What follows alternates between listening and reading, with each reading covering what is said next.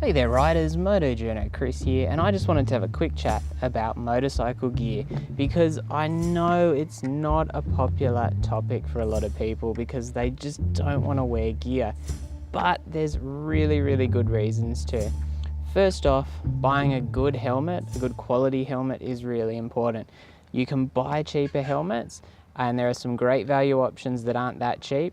However, buying a premium helmet, which, a premium helmet you can buy probably starting from, I'd say around the $400 mark if you're buying from a reputable brand. Might be able to go a little bit lower if you get something on special. Whereas if you're looking at something like a Shoei or one of the really premium brands, the base price is going to be a fair bit higher than that, but there are lots of reasons to do that. The technology they put into those helmets is just a lot higher than the really cheap helmets. I would not choose to do a full day out riding and testing motorcycles in a $150 helmet because I'm just spending so much time on the road, and it's very easy for something to go wrong on a motorcycle, and investing in a helmet which should last between say 3 and 5 years is a really good investment to me. One of the things the premium helmets stand out for is the simple fact that they've got much better internals. They tend to have better wind protection, so they're quieter. They're much lighter as well, depending on what kind of helmet you're buying. The features can be a lot better. You'll generally get a better face shield on them, and at the end of the day, they are genuinely a better helmet. Just buying a light helmet can make such a big difference. Now this Shoei Neotech 2 is not a particularly light helmet. It's designed as a sports touring helmet. It's designed to take a comm system, and it's got features like a drop down visor and a really good airflow and different venting and stuff. Whereas I've had a Shoei NXR, which was one of my favorite helmets, but that's a race helmet or a track style helmet, sports style helmet. Super light. Obviously if you want to avoid the sun, you've got to put a tinted visor on.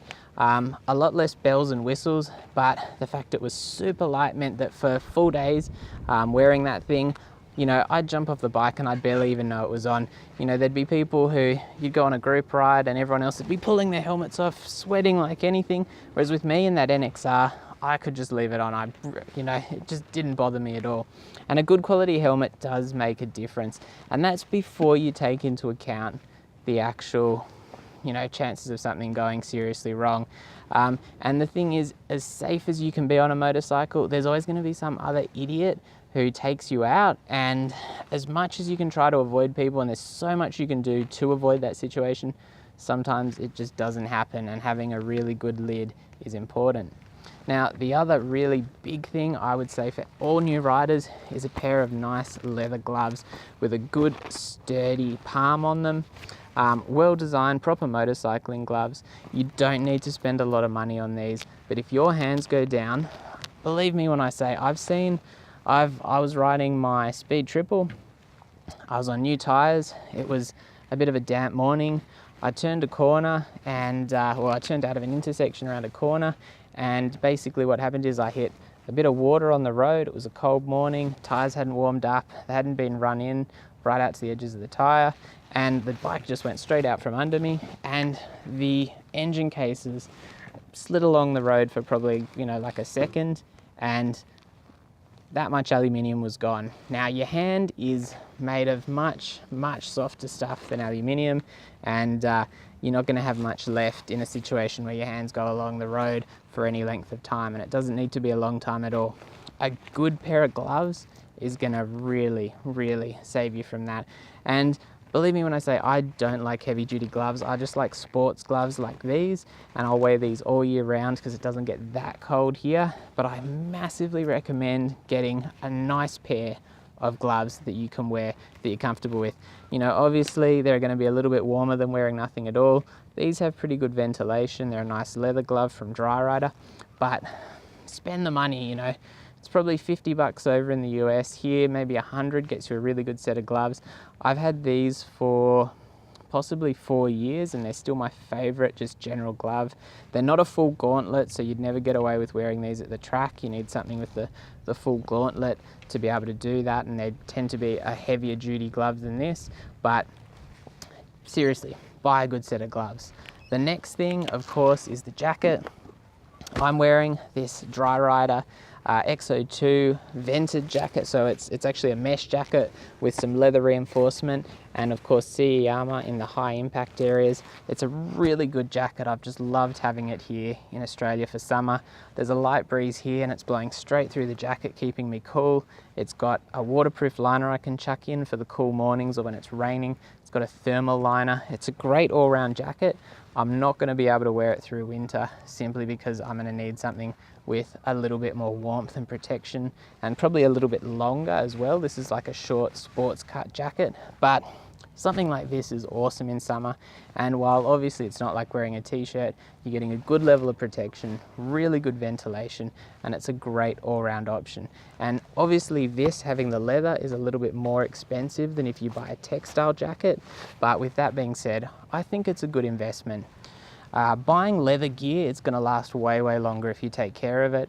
Even buying quite a cheap leather jacket, if you take care of it, if you take care of the leather itself, it'll soften up even if it's quite a heavy kind of leather jacket. Not like if you buy a really premium jacket, they tend to be a much softer leather, nicer thing to wear.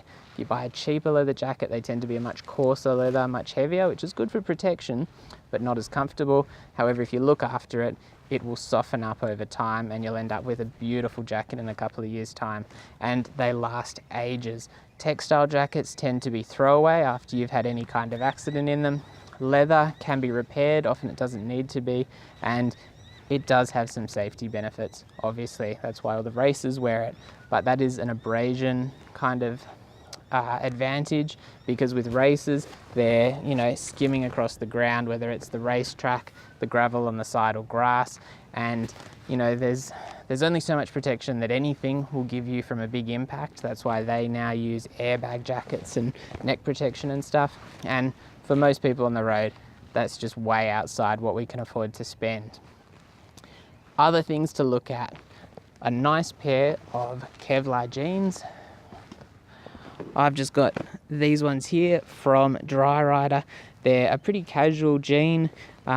They do take knee armor, which I don't normally wear unless I'm spending the full day out on the bike. And of course, a good set of boots. I always buy a set of boots which I can walk around in all day, as well as wearing on the bike. And that's a really big thing for me. And you know, a good pair of semi-casual riding boots is probably 150 bucks here in Australia. It's going to be cheaper in the US. A pair of Kevlar lined jeans, likewise, is not that expensive. And you know, in most of the cases, I can wear my Kevlar jeans all day, and there's not that bigger a difference between just a standard set of jeans. And you know, a stylish cut of jeans these days is 200 bucks. And I'd much rather spend that on a Kevlar lined jean, which I can wear on the motorcycle every day. Now, obviously, one of the things you'll hear quite often is all the gear all the time. I'm a firm believer in that. It also comes down to gearing up for the slide, not for the ride. It's all very well being comfortable.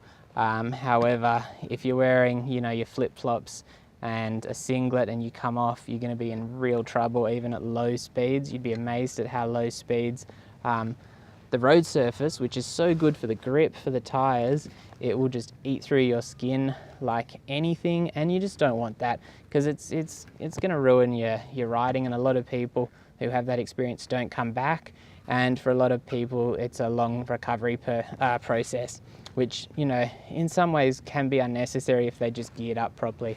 Now, obviously, at the end of the day, it's totally up to you, but, you know, it's not just about you, it's about your family having to help you if anything does go wrong. You certainly want to basically be in a position where you've done the best you can to safeguard your health so that you're not having to rely on your family and friends any more than you need to. And also because no one wants to spend time in hospital. It's awful. It really is. So, you know, a little bit of an investment. Buying gear for a bike is pretty good fun, if you ask me. Obviously, as motorcyclists, we think we look pretty awesome in our gear. I think it's probably safe to say that all the people who see us probably don't share that, and we look pretty goofy, particularly if we're really kitted out, you know, in full leathers and race boots and such. But you know, at the end of the day, it doesn't really matter. It's just about what works for you.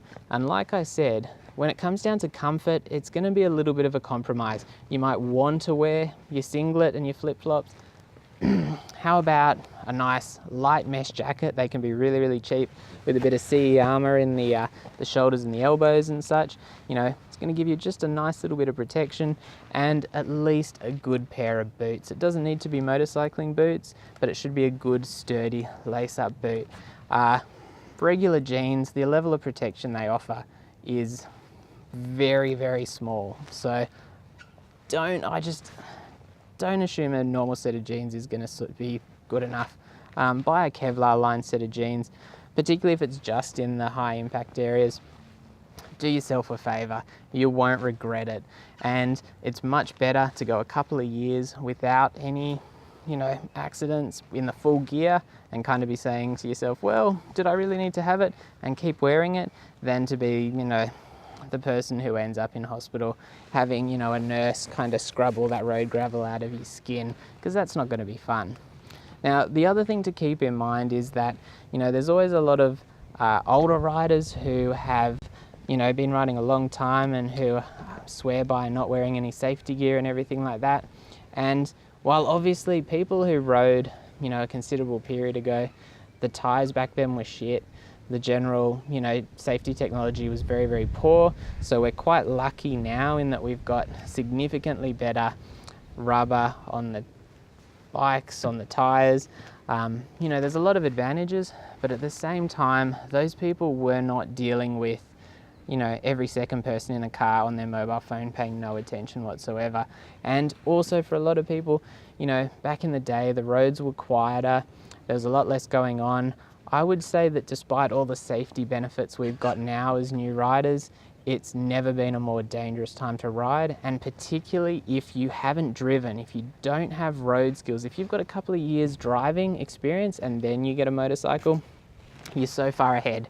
You're used to seeing what other people do around you and knowing kind of what they're thinking, and you're allowed to kind of plan ahead in that situation because you already know what's happening. But as a brand new rider, you don't have that, and it takes time to build that up, and having some good safety gear is seriously such a good investment. Anyway, at the end of the day, it's up to you, but I seriously recommend buying some good quality motorcycle gear. There's so much choice out there. Find something that is comfortable, looks good, offers good protection, and that you're happy to wear every day, because at the end of the day, it's gonna really benefit you. And in some cases, that may mean just wearing a bit of waterproof gear as well, because there's nothing worse than going for a longer ride and being soaking wet and miserable, because that's going to affect your concentration, it's going to fatigue you, and that's also dangerous as well. Anyway, stay safe out there. This is Moto Journo Chris. Don't forget to sub, hit that notification bell, and I'll be back soon.